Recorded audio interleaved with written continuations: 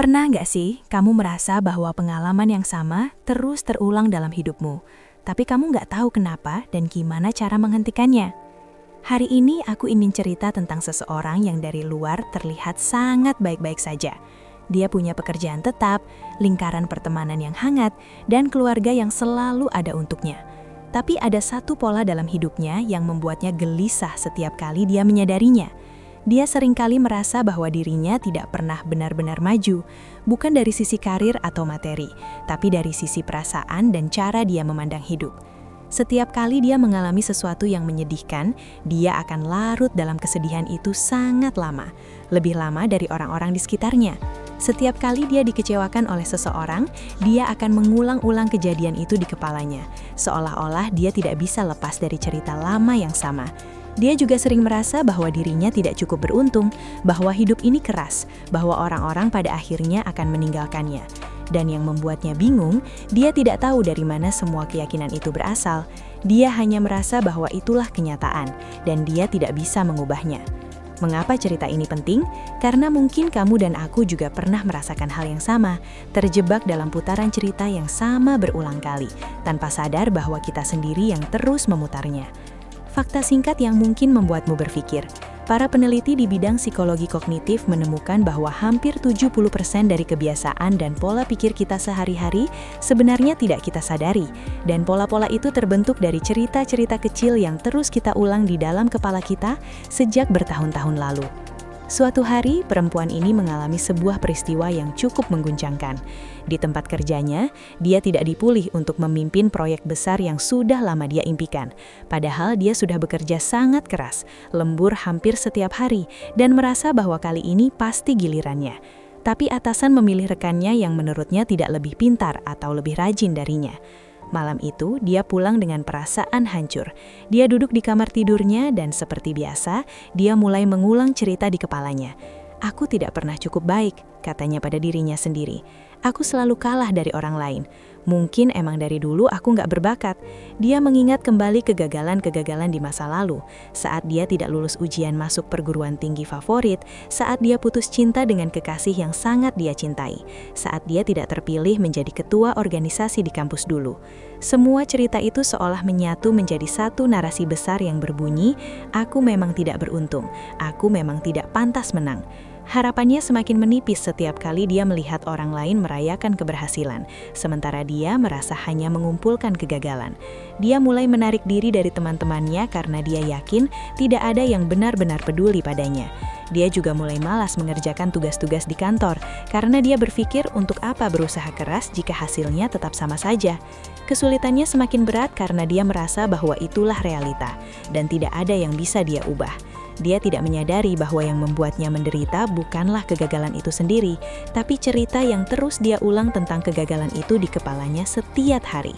Dan cerita itu sudah dia ulang begitu seringnya, sehingga terasa seperti kebenaran mutlak, padahal sebenarnya hanya sekedar kebiasaan berpikir. Sampailah dia pada suatu malam ketika sedang sendirian tanpa sengaja membuka buku catatan lamanya dari masa sekolah. Bukan catatan pelajaran, tapi sebuah buku kecil berwarna biru yang dulu dia gunakan untuk menulis diary saat dia masih remaja. Dia mulai membacanya perlahan. Di halaman pertama, dia menulis tentang betapa bahagianya dia saat diajak berteman oleh seorang anak baru di sekolah. Di halaman berikutnya, dia menulis tentang betapa sedihnya dia dimarahi guru. Di halaman lain, dia menulis tentang rasa bangganya saat mendapat nilai bagus. Dan di halaman berikutnya, dia menulis tentang rasa malunya saat jatuh di depan banyak orang.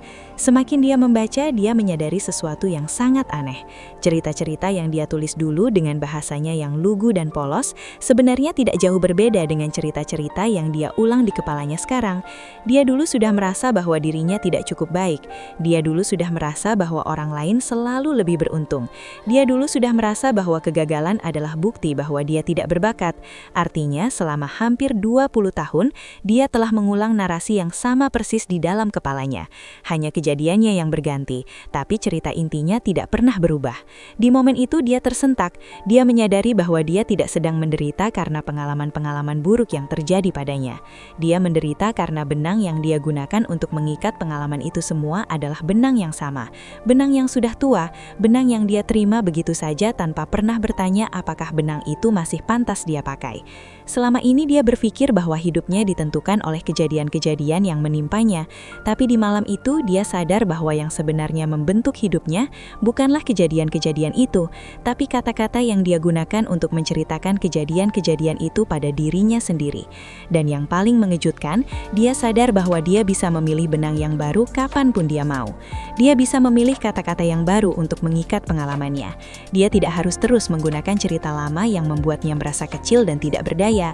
Dia bisa memilih untuk menceritakan kegagalannya sebagai pelajaran, bukan sebagai vonis. Dia bisa memilih untuk menceritakan luka masa lalunya sebagai bukti bahwa dia sudah bertahan, bukan sebagai alasan untuk terus takut. Malam itu untuk pertama kalinya dalam hidupnya, dia merasa bahwa dia tidak sepenuhnya korban dari keadaannya.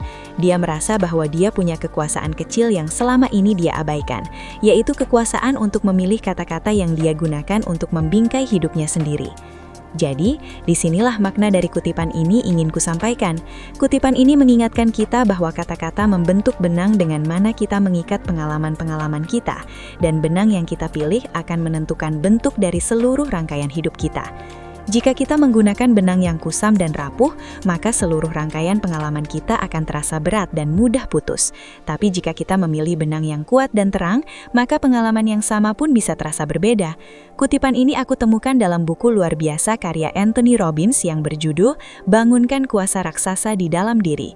Buku ini mengajarkan kita bahwa kekuatan terbesar sebenarnya bukan terletak pada apa yang terjadi pada kita, tapi pada bagaimana kita menafsirkannya dengan kata-kata yang kita pilih.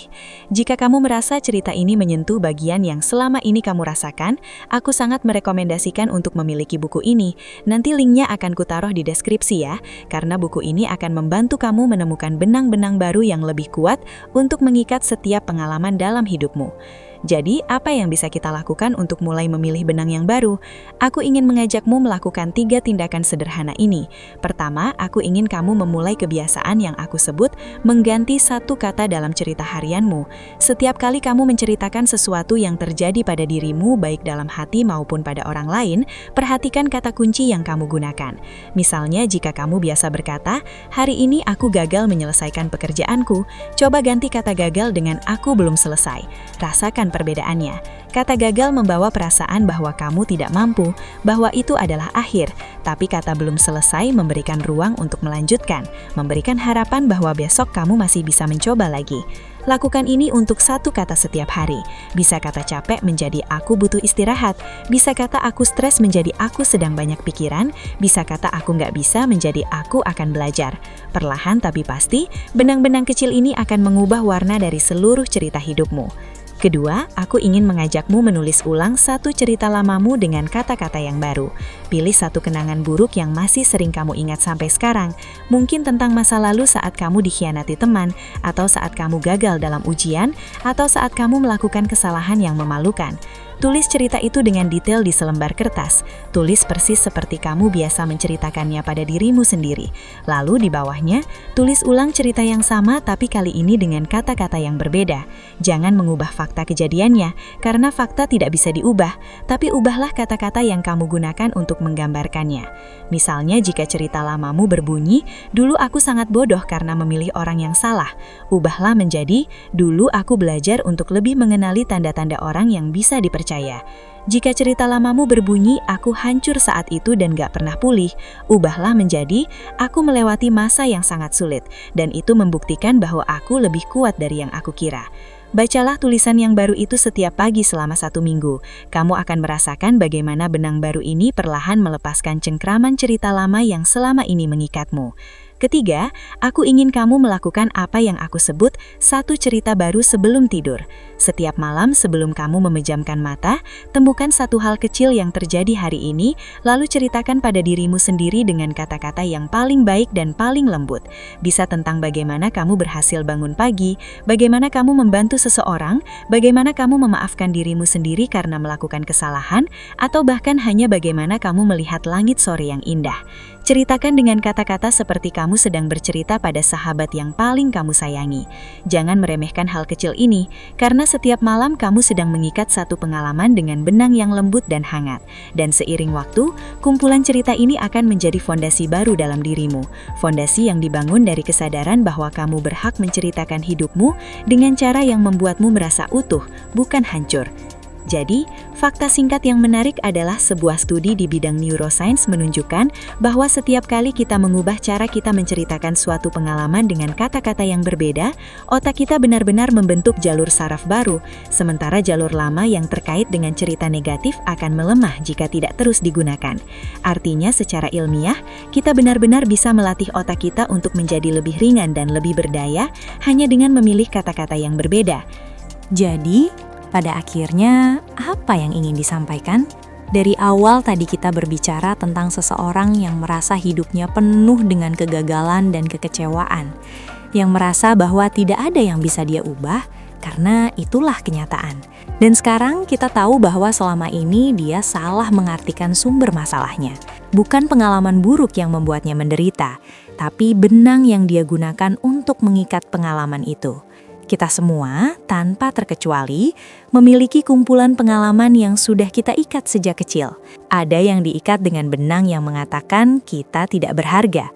Ada yang diikat dengan benang yang mengatakan kita harus sempurna. Ada yang diikat dengan benang yang mengatakan dunia ini kejam. Dan kita sering lupa bahwa kita sendiri yang memegang ujung benang itu. Kita bisa memilih untuk terus menggunakan benang lama yang sudah usang dan membuat leher kita tercekik, atau kita bisa berani memotongnya dan memilih benang baru yang lebih lembut, lebih kuat, dan lebih terang. Jadi, mulai dari sekarang, jika kamu merasa video ini membuka sedikit ruang baru di kepalamu, aku akan sangat bahagia kalau kamu klik tombol like-nya sebagai tanda bahwa kamu ingin mulai lebih sadar memilih kata-kata untuk cerita hidupmu. Jangan lupa untuk subscribe ya, karena aku ingin terus berbagi cerita dan menemani kamu yang sedang belajar untuk menjadi pendongeng yang baik bagi dirimu sendiri.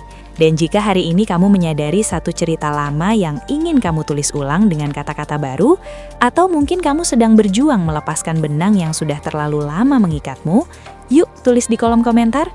Kita bisa saling menguatkan, karena kita semua sedang belajar untuk tidak membiarkan masa lalu mendikta cerita masa depan kita. Karena pada akhirnya, hidup kita bukanlah kumpulan kejadian yang terjadi pada kita. Hidup kita adalah cerita yang kita pilih untuk kita ceritakan setiap hari. Dan kita selalu punya pilihan untuk memulai benang yang baru. Selamat merangkai benang hidupmu dengan kata-kata yang memberdayakan.